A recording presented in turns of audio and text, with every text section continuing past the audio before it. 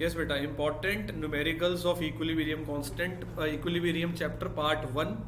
तो इसमें हम सबसे पहले सिंपल न्यूमेरिकल्स देखेंगे केसी के ऊपर जो बेस्ड होते हैं। तो सबसे ईजीएस्ट क्वेश्चन पूरी एनसीईआरटी की बैक एक्सरसाइज में दे रखा है, वो है चैप्टर क्वेश्चन नंबर 2। इस क्वेश्चन में हमें एक रिएक्शन दे रखा है और हमें सारे रिएक्टेंट्स और प्रोडक्ट्स की कॉन्सेंट्रेशन दी हुई है, और हमें बोला है क्या निकालने के लिए, हमें केसी निकालने के लिए बोला है। इससे आसान न्यूमेरिकल इस चैप्टर में नहीं मिलेगा आपको।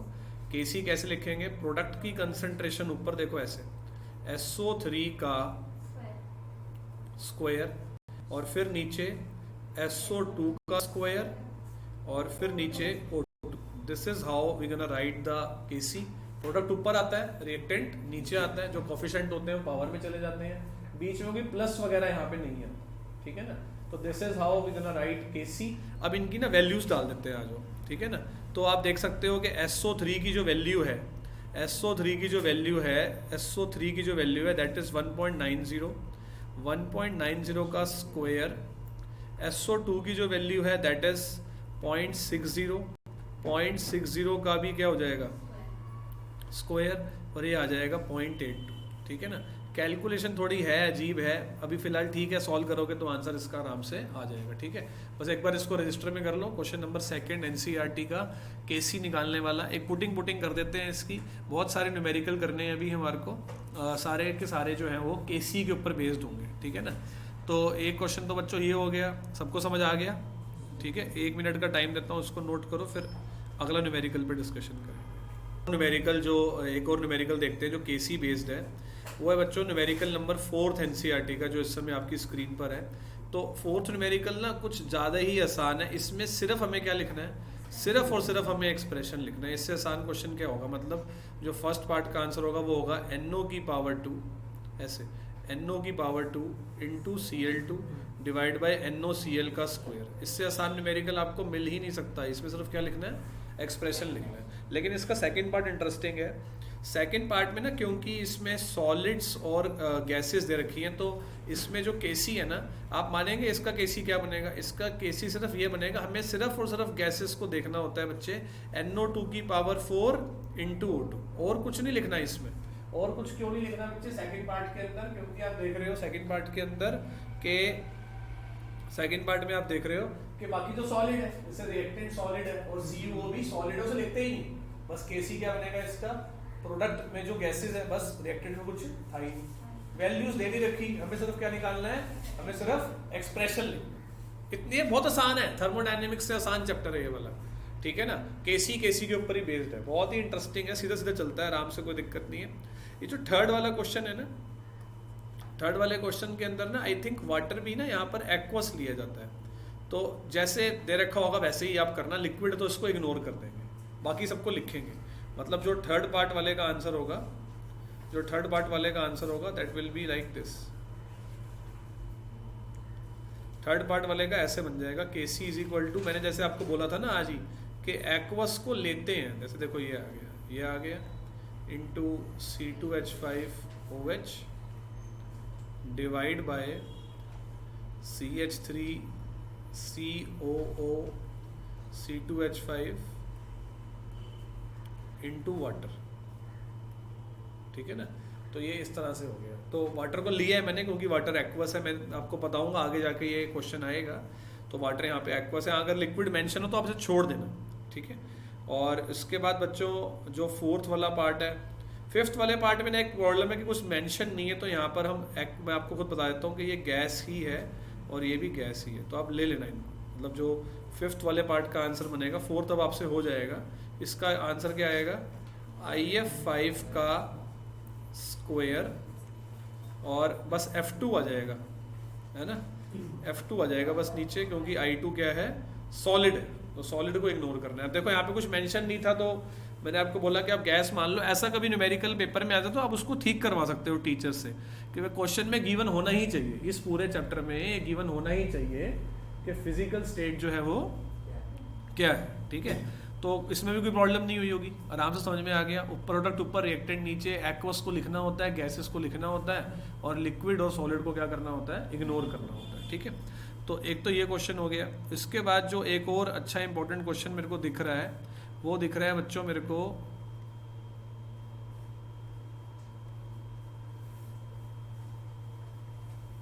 देखो ये रहा, ये क्वेश्चन मेरे को दिख रहा है बेटा। कहते हैं कि क्यों ऐसा करते हैं, explain why pure liquids and solids can be ignored while writing the equilibrium constant expression. क्यों ऐसा करते हैं? तो मैंने आपको बताया था ना कि इनकी कॉन्सेंट्रेशन क्या रहती है, कांस्टेंट रहती है। ठीक है, क्यों कांस्टेंट, क्यों उनकी जो कॉन्सेंट्रेशन कांस्टेंट रहती है, तो मैं आपको समझा देता हूँ एक बार, जरा अच्छे से जरा देखो। इसका आंसर ना बुक में ही पीछे हमें दे रखा है, वहीं से ले लेते हैं। आज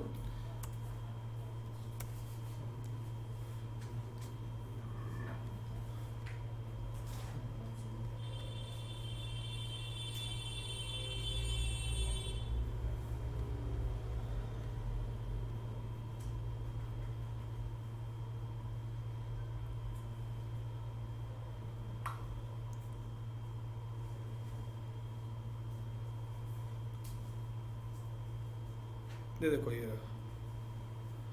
यहाँ पर इसका आंसर आएगा बच्चे हमें अभी, ये होमोजीनियस है, आएगा हेट्रोजीनियस के अंदर।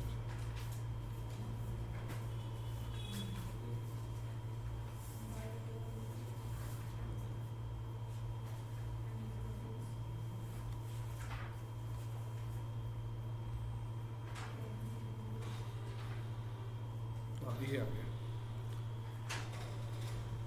देखो ये यहाँ पर देखो कितना क्लियरली लिखा हुआ है। कहते हैं कि as the molar concentration of a pure solid और liquid is constant that independent of the amount present. ठीक है ना, तो इसलिए हम इसे क्या कर देते हैं, इग्नोर कर देते हैं। इनकी कॉन्सेंट्रेशन क्या रहती है, कांस्टेंट। वो कैसे रहती है? एक्चुअली कॉन्सेंट्रेशन जो है ना, वो होती क्या है, कॉन्सेंट्रेशन होती है number of moles by volume. Number of moles क्या होते हैं, given mass upon molar mass.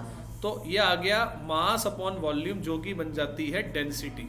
अब क्योंकि डेंसिटी किसी सॉलिड और लिक्विड की हमेशा क्या रहती है, कांस्टेंट, तो कॉन्सेंट्रेशन भी क्या रहेगी, कांस्टेंट। तो इसलिए उनको लिखने का कोई सेंस नहीं। देखो क्या लिखा, दोबारा देखो। कहते हैं as the molar concentration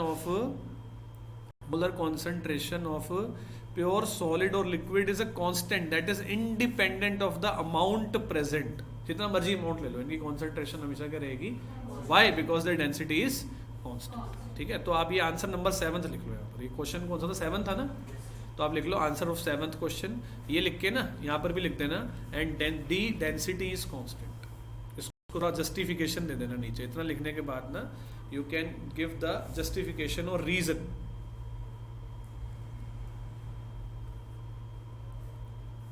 reason, concentration is this and density remains constant.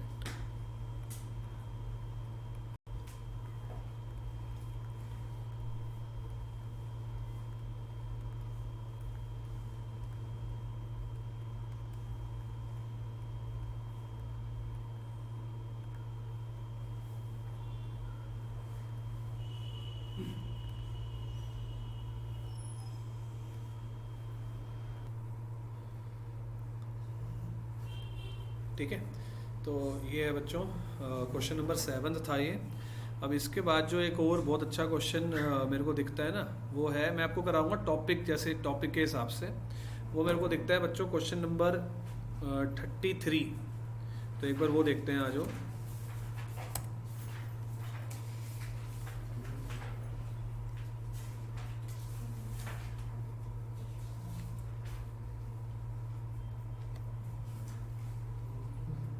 ये देखो क्या,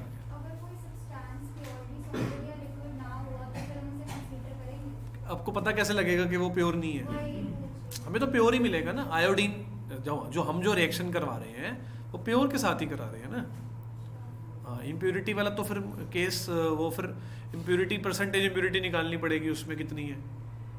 वो ऐसा नहीं है, मतलब इसमें आइडियल सिचुएशन लेके चलते हैं कि सारे प्योर सॉलिड्स ही हैं। ठीक है, देखो इधर, अब देखो ये न्यूमेरिकल नंबर 33 देखो बच्चों जरा एक बार। ठीक है, ये 33 न्यूमेरिकल है। तो इसमें क्या करना है, इनमें ये बहुत इजी न्यूमेरिकल्स हैं। ये देखो, कहते हैं कि ना ये रिएक्शन हमें दिया हुआ है, ये रिएक्शन हमें दिया हुआ है। देखो 3O2 गिव्स 2O3, दोनों ही गैसेज हैं, और कह रहे हैं Kc की वैल्यू ये है। टेम्परेचर से हमें कोई मतलब नहीं है। ठीक है, हर क्वेश्चन में गिवन होगा, हमें मतलब नहीं होगा हमेशा। कहते हैं कंसंट्रेशन ऑफ O2 जो है ना, वो है 1.6 इंटू 10⁻²। तो O3 की कंसंट्रेशन क्या हो? वो कितना आसान क्वेश्चन है, आराम से हो जाएगा बच्चों। एक बार करके देखो जरा, एक बार करके देखो जरा। Kc इज इक्वल टू क्या होगा? Kc होगा O3 का स्क्वायर, O3 का स्क्वायर और O2 का क्यूब, ठीक है ना। अब हमें क्या है कि Kc की जो वैल्यू है, Kc की वैल्यू मैं यहाँ पर डालता हूँ। Kc की जो वैल्यू थी बेटा वो थी 2 इंटू 10⁻⁻50, और O3 की वैल्यू निकालनी है, इसको x मान लेते हैं। O2 की 1.6 इंटू 10⁻², का क्या करना पड़ेगा? क्यूब करना पड़ेगा। 1.62 का क्यूब होता है आई थिंक 4.192, 4.092, बिल्कुल ठीक है। 2 इंटू 10⁻⁻50, 3 बार मल्टीप्लाई करोगे ना इसको 1.6 को, तो यू विल गेट 4.092 इंटू 10⁻⁻6। तो जो x की वैल्यू आएगी वो इसको इससे मल्टीप्लाई कर देता हूँ, -6 ही आएगी ना, मल्टीप्लाई हो जाएगा ना यहाँ। तो ये हो जाएगा 8.192 इंटू 10⁻⁻56 का क्या? Under root. 8.192 इंटू 10⁻⁻56 का क्या हो जाएगा? अंडर रूट हो जाएगा। और x की वैल्यू, अब 8 का अंडर रूट 8 ले लेते हैं ना। आपको पता है 8 होता है 2√2, पता है आपको? पता होगा इतना तो √2 की वैल्यू होती है 1.4। 2.8 इंटू 10⁻⁻28 एम आंसर आ रहा। कैसा लगा बच्चों, बताओ? आसान लगा? ठीक है ना। कैलकुलेशन आपके सामने पूरी करके दिखा दी कि कैसे कैलकुलेशन करनी चाहिए। अब बिल्कुल डिक्टो ऐसा ही न्यूमेरिकल 34th है, वो भी करो जरा एक बार ट्राई। 34th भी ट्राई करो जरा एक बार।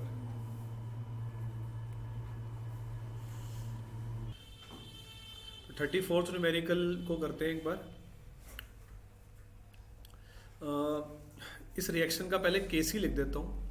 तो Kc बनेगा methane into water divide by CO और H2 का क्यूब, सारी गैसेस है ना। Kc की वैल्यू है बेटे 3.90 और हमें मीथेन की निकालनी है। वाटर की जो कॉन्सेंट्रेशन है, वाटर की कॉन्सेंट्रेशन है 0.02 डिवाइड बाय 1। देखो कॉन्सेंट्रेशन क्या होती है? मोल्स बाय वॉल्यूम, मेरी बात समझ रहे हो? तो मोल्स बाय वॉल्यूम, अगर वॉल्यूम कुछ और होती तो दिक्कत हो जाती, समझ रहे हो? 0.02 डिवाइड बाय 1 क्यों किया, पता लग गया? कॉन्सेंट्रेशन क्या होती है? What is concentration? Number of moles by volume. Number of moles है ये, नंबर ऑफ मोल्स है ये वाटर के जो 0.02 है, क्या है? वॉल्यूम कितनी है? हालांकि फर्क नहीं पड़ेगा, आप में से किसी ने भी ये चीज नहीं सोची होगी, आपने सीधा वैल्यू पुट कर दी होगी, ठीक है ना। उसके बाद जो है 0.30 मोल CO है, 0.30 डिवाइड बाय 1 अगेन, और फिर 0.10 जो है वो ये है H2। 0.10 डिवाइड बाय 1 का भी क्या आ जाएगा बेटा? स्क्वायर आ जाएगा,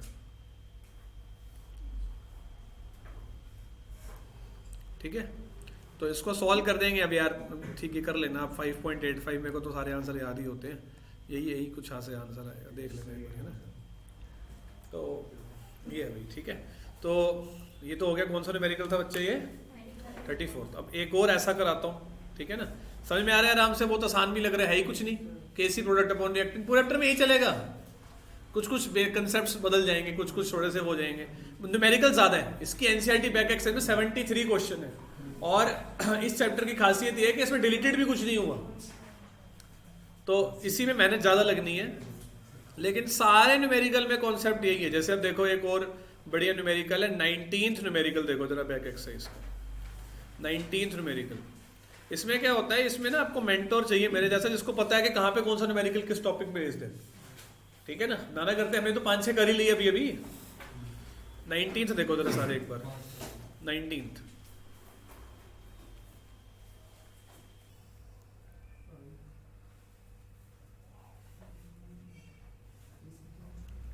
तो देखो बेटा, इसमें अगर हम बात करें तो अगेन इसमें ना हमें निकालनी है कि PCl3 और Cl2 की कॉन्सेंट्रेशन क्या होगी इक्विलिब्रियम पे। PCl3 और CO2 की कॉन्सेंट्रेशन क्या होगी इक्विलिब्रियम पे, ठीक है ना। तो Kc लिखते हैं अगेन बेटा, Kc होगा प्रोडक्ट ऊपर और रिएक्टेंट नीचे इस तरह से, ठीक है। अब इसमें जो है ना वो PCl3 की जो वैल्यू है वो हमें नहीं पता, उसको भी मैं Kc की वैल्यू कितनी है वैसे 8.3 इंटू 10 की पावर -3। PCl3 की भी x है, Cl2 की भी x है, तो उसे मैं x² मान रहा हूँ। और PCl5 की कितनी है 0.5 इंटू 10 की पावर -1। बहुत आसान है, x की वैल्यू आ जाएगी 4.15 इंटू 10 की पावर -4 का अंडर रूट।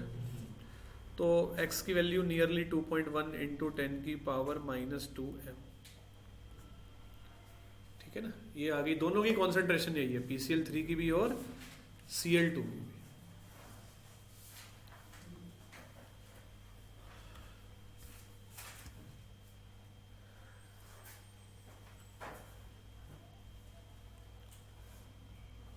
ठीक है, तो दिस इज वन पार्ट। अब बेटा आगे करते हैं और कुछ सॉल्व एग्जांपल्स भी देखते हैं, प्लस जो है ना कुछ एक नया कॉन्सेप्ट भी करेंगे कि Kc की होमोजीनियस और हेट्रोजीनियस इक्विलिब्रियम क्या होता है, ये भी देखते हैं, ठीक है। तो एक बार चलते हैं हम केमिकल इक्विलिब्रियम, एक बार NCERT वर्ड टू वर्ड देख लेते हैं।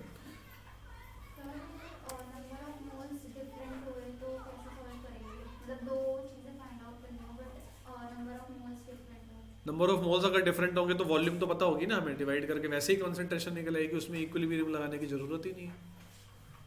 आएंगे वैसे क्वेश्चन जैसे तुम कह रही हो ना बेटा, वैसे भी आएंगे, मैं समझ गया हूँ आपकी बात। वो थोड़े ना हाई लेवल के न्यूमेरिकल होते हैं, आएंगे हमारे पास, आज की क्लास में नहीं हो पाएंगे, नेक्स्ट क्लासेस में हम उसको ले पाएंगे पक्का, ठीक है ना। तो देखो बच्चे यहाँ पर ना एक ये चीज़ ना मेरे को आपको समझानी है, ग्राफ, ठीक है। ग्राफ भी कई बार कुछ भी तरह से क्वेश्चन बन जाता है ना। ये ग्राफ क्या है जरा इसको देखते हैं बच्चों, आ जाओ। तो ये ग्राफ हमें क्या बता रहा है एक बार देखते हैं। इक्विलिब्रियम की सिचुएशन को ग्राफिकली समझाया जा रहा है बेटा यहाँ पर। ये देखो,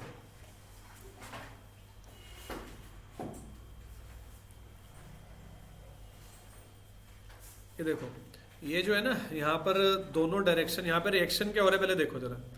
H2 gas plus I2 gas gives 2HI, ठीक है ना, ये रिएक्शन हो रहा है। अब इसमें क्या है कि ना यहाँ पर दिखाने की कोशिश क्या करी गई है कि ये एक स्टेज है जहाँ पर इन्होंने इक्विलिब्रियम दिखा दिया है कि यहाँ पर अगर हम देखेंगे तो कॉन्सेंट्रेशन ना देखो धीरे धीरे कम हो रही है। ये रिएक्टेंट है, मान लो रेड वाले रिएक्टेंट है ना।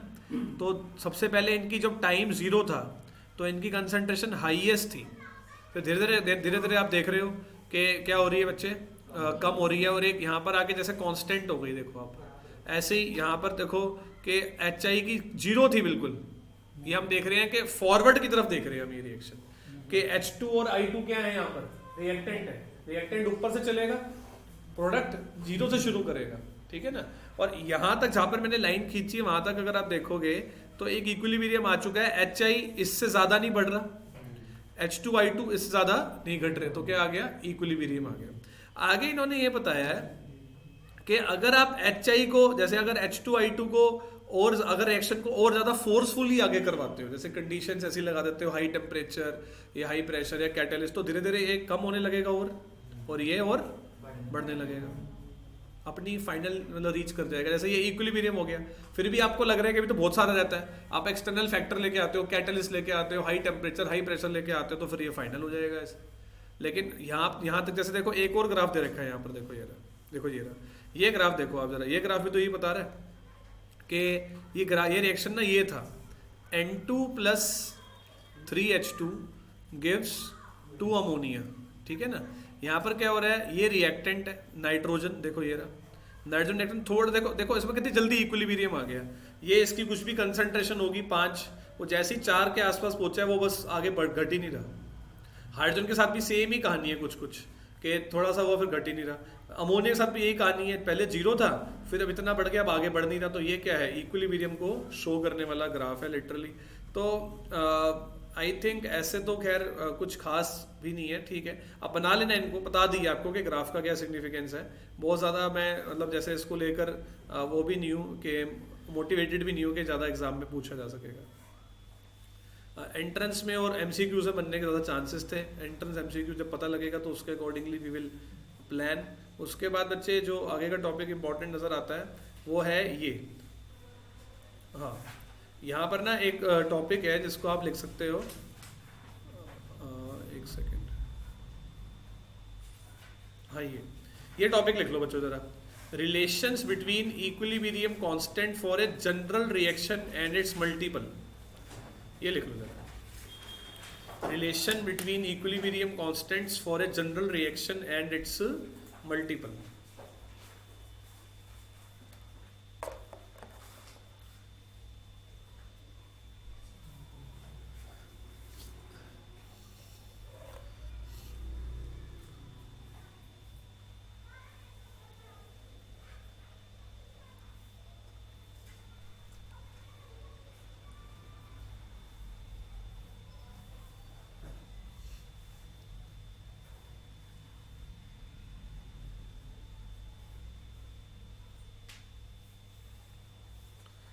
देखो अब इसमें क्या कहना चाह रहे हैं, इंटरेस्टिंग है। इसमें ये कहना चाह रहे हैं कि मान लो ये एक रिएक्शन है, A plus B gives C plus, इसका के आ रहा है इक्विलिब्रियम कांस्टेंट। अगर इसको उल्टा करके लिख दें तो जो नया के आएगा वो क्या आएगा, वो उसका क्या हो जाएगा, रेसिप्रोकल हो जाएगा। ये तो पता ही था, लेकिन फिर भी एक बारी इसको वो करना है ना, जनरलाइज तो करना है ना, कि जब रिएक्शन को रिवर्स करके लिखेंगे तो जो नया के आएगा वो क्या होगा, उसका रिवर्स होगा। और यहाँ पर क्या दिखाने की कोशिश की है कि अगर एक रिएक्शन को किसी नंबर से मल्टीप्लाई कर दें तो जो नया के आएगा वो क्या होगा, उस वाले के पावर में चला जाएगा। ठीक है ना, बहुत आसान है। अभी इस पर एक न्यूमेरिकल बनाता हूँ बड़ा अच्छा सा, पहले नोट कर लो फिर न्यूमेरिकल बनाता हूँ।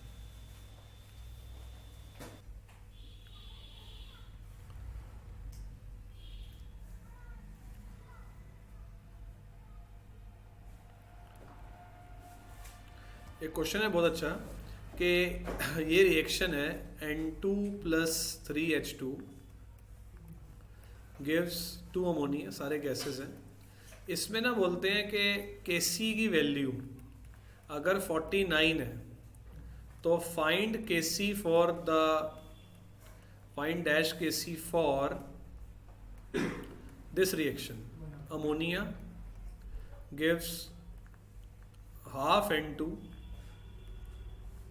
Plus 3/2H2। बहुत अच्छा क्वेश्चन है, दिमाग लगाओ इसमें। नहीं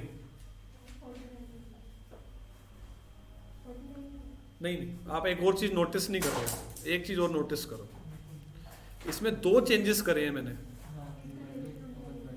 एक तो रिएक्शन को रिवर्स करके लिखा है, और भी किया है मैंने एक चेंज, और इसको 2 से डिवाइड कर दिया, हाफ से मल्टीप्लाई कर दिया, या ऐसे कह लो। तो इसमें 2 चेंजेस करे हैं मैंने। ऐसे एक चेंज करने का कोई फायदा नहीं था, वो तो आप बता ही देते। ठीक है ना, अब मैं यहाँ पे लिखूंगा कि the reaction is reversed as well as divided by 2 और मल्टीप्लाइड बाय हाफ।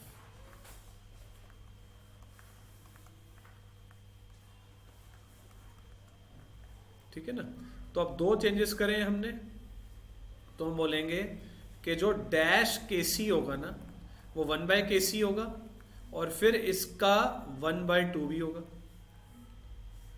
है कि नहीं? क्योंकि मैंने आपको क्या बताया था कि जब रिएक्शन किसी नंबर से मल्टीप्लाई होगा तो जो नया Kc होएगा वो पावर में चले जाएगा नंबर, है ना। तो यानी कि अब इसका आंसर क्या आएगा, इसका आंसर आएगा 1/49 का अंडर रूट, दैट इज 1/7। आया समझ में? 2 चेंजेस थे। आप ऐसे भी कर सकते हो, अलग अलग कर लो, कि पहले इसको वो कर लो, रिवर्स वाला लिख लो, फिर लिखो अभी एक और चेंज किया इसमें, फिर 2 से इसको डिवाइड किया या हाफ से मल्टीप्लाई किया, फिर उसको एक और बार दिखाऊं, तो आंसर क्या आएगा इसका 1/7। आया समझ में कैसे हुआ? ये ठीक ठाक इंपॉर्टेंट है टॉपिक, मतलब बहुत ज्यादा भी पेपर में ऐसे नहीं आता, लेकिन ये ना के का फीचर है कि के कैसे बदलता है। ठीक है, ठीक है बच्चों, नेक्स्ट क्लास में और अच्छे से आगे आपको ट्यूसडे को 5 से करा